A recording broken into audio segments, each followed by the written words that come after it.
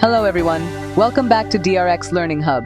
In today's video, we'll discuss a very important topic, impurities in pharmaceutical substances. Let's get started. Impurities are unwanted chemicals that remain with the active pharmaceutical ingredients, or developed during formulation, manufacturing, or storage. These impurities can affect the safety, efficacy, and stability of the drug product. Because even a small amount of impurity can cause toxic effects, reduce drug action, or spoil product quality. Hence, impurity testing is a mandatory part of quality control in pharmaceuticals. First, organic impurities. These may come from raw materials, intermediates, byproducts, or degradation products. For example, residual solvents, reagents, or unreacted starting materials. Next, inorganic impurities. These originate from manufacturing processes like reagents, catalysts, or heavy metals, for instance, lead, arsenic, or chloride residues. Then, we have residual solvents.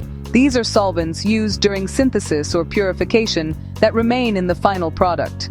They're classified as Class 1, 2, and 3 solvents by ICH guidelines, depending on their toxicity.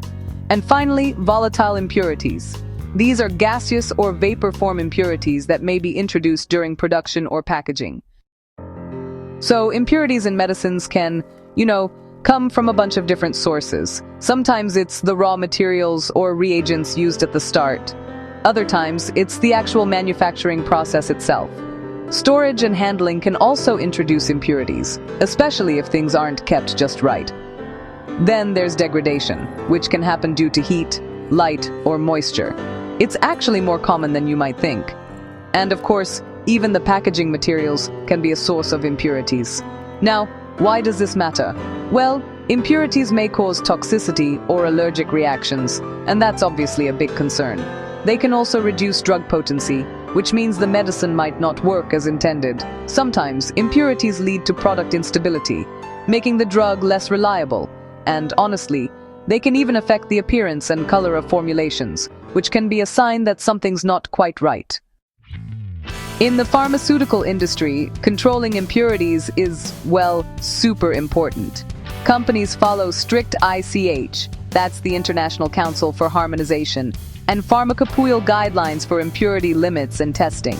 To actually detect and control these impurities, methods like chromatography, including HPLC and GC, and also spectroscopy, like IR, UV, and MS, are commonly used. For example, paracetamol may contain p-aminophenol as an impurity. Aspirin can contain salicylic acid due to hydrolysis.